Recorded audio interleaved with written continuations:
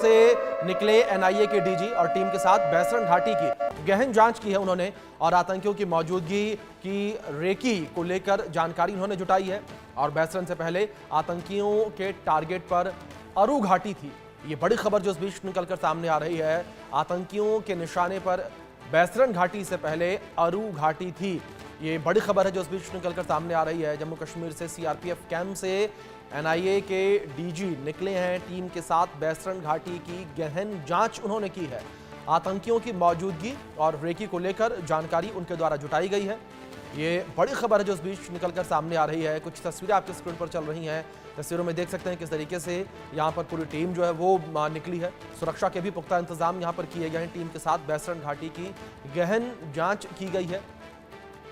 आतंकियों की मौजूदगी और रेकी को लेकर उन्होंने जानकारी जुटाई है। ये बड़ी खबर इस बीच जो निकलकर सामने आ रही है। बैसरन से पहले जो है आतंकियों के टारगेट पर अरू घाटी थी। ये बड़ी खबर इस बीच जो सामने आ रही है। बैसरन से पहले आतंकियों के टारगेट पर अरू घाटी थी। तो जम्मू कश्मीर में एनआईए की बड़ी छापेमारी देखने को मिली है। कुपवाड़ा, हिंदवाड़ा और अनंतनाग त्राल में रेड की गई है। पुलवामा, सोपोर, बारामूला, बांदीपोरा में रेड की गई है। 100 संगठनों से जुड़े हुए लोगों के ठिकानों पर रेड की गई है। ये बड़ी खबर इस बीच जो सामने आ रही है। 100 संगठनों से जुड़े हुए लोगों के ठिकानों पर रेड की गई है। ये बड़ी खबर इस बीच जो निकलकर सामने आ रही है।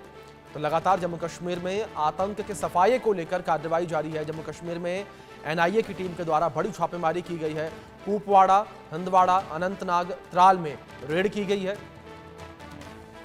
इस बीच हमारे सहयोगी आशिक मीर जुड़े हैं, रुक करेंगे उनका। आशिक, जिस तरीके से लगातार बात अगर सुरक्षा बलों को लेकर की जाए तो आतंकवाद के सफाये को लेकर सुरक्षा बलों की अलर्टनेस देखने को मिल रही है और इस बीच एनआईए के द्वारा एक बड़ी छापेमार कार्रवाई को अंजाम दिया गया। क्या इंफॉर्मेशन इसको लेकर?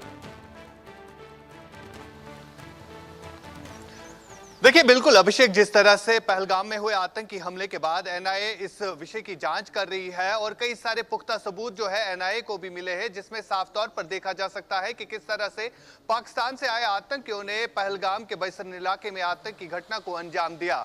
हाशिम मूसा नामी एलिटी के आतंकी का नाम जो है वो सामने आया है और कई सारी इंफॉर्मेशन जो है अभी भी एनआईए के पास जो है, जिससे साफ तौर पर जाहिर हो रहा है कि जो आतंकी पाकिस्तान से आए हैं उन्होंने किस तरह से पहलगाम में हमला किया।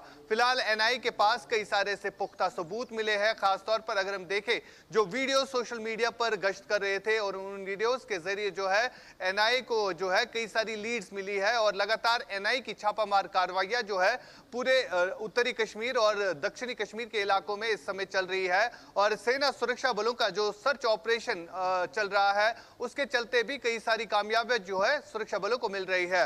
अभिषेक, जिस जगह पर हम इस समय मौजूद हैं ये सीमावर्ती इलाका एलओसी है और जहां से लगातार पाकिस्तानी आर्मी जो है युद्ध विराम का उल्लंघन करती हुई नजर आ रही है। कुछ पाकिस्तानी सेना की चौकियां, कुछ बंकर जो है आपको दिखेंगे, लेकिन यहाँ पर स्थानीय लोगों का मानना है कि इन चौकियों पर जो पाकिस्तान के झंडे होते थे उनको उतारा गया है। हालांकि मौसम काफी ज्यादा खराब है, बारिशें हो रही है। तेज बारिशों की वजह से कहीं ना कहीं इन्फिल्ट्रेशन के अटेम्प्ट जो है वो काफी ज्यादा बढ़ जाते हैं इन सीमावर्ती इलाकों से, क्योंकि लगातार बीते 6 दिनों से हम देख रहे हैं युद्ध विराम का उल्लंघन जो है उरी के इन सेक्टर से किया जा रहा है, लेकिन भारतीय सेना जो है उसका मुंह तोड़ जवाब भी दे रही है।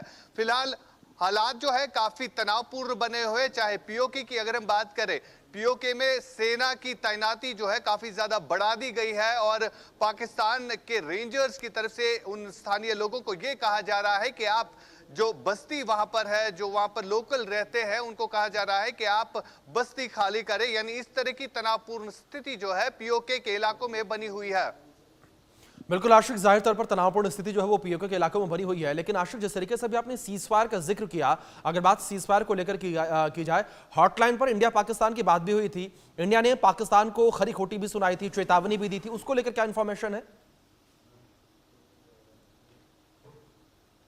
देखिए, बिल्कुल अभिषेक, डीजीएमओ की बात जो है पाकिस्तान के साथ हॉटलाइन के जरिए हुई, लेकिन वहां पर पाकिस्तान को ही लताड़ा गया। पाकिस्तान को कहा गया कि जो आप युद्ध विराम का उल्लंघन कर रहे हैं इससे आप बाज रहे, लेकिन लगातार पाकिस्तान इस तरह की हरकत जो है कर रहा है। खासतौर पर अगर हम इन सीमावर्ती इलाकों की बात करें, ये उड़ी की एलओसी सेक्टर की तस्वीरें हैं जहां पर बिल्कुल ग्राउंड जीरो पर हम इस समय है और ग्राउंड जीरो की ये तस्वीरें जहां से लगातार युद्ध विराम का उल्लंघन किया जा रहा है।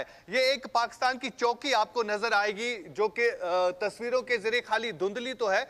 ये आपको गाड़ी के बिल्कुल नीचे जो है ये पाकिस्तान की चौकी है, जहां पर पाकिस्तानी सेना का झंडा जो होता था वो फहरता था। लेकिन जब आतंकी हमला पहलगाम में हुआ उसके बाद इस झंडे को जो है नीचे लाया गया। यानी इस तरह की स्थिति जो है अब पूरे पीओके के इलाके में बनी हुई है। ग्राउंड जीरो की तस्वीरें हम आपको दिखाने की कोशिश कर रहे हैं और कुछ घर जो है आपको ऊपर भी दिखेंगे, कुछ घर जो है ऊपर आपको दिखेंगे और इन्हीं लोगों को कहा जा रहा है कि आप ये घर जो है खाली करें, क्योंकि यहाँ पर कभी भी भारत जो है अटैक कर सकता है, यानी सर्जिकल स्ट्राइक कर रहा है। हालांकि भारत की तरफ से जो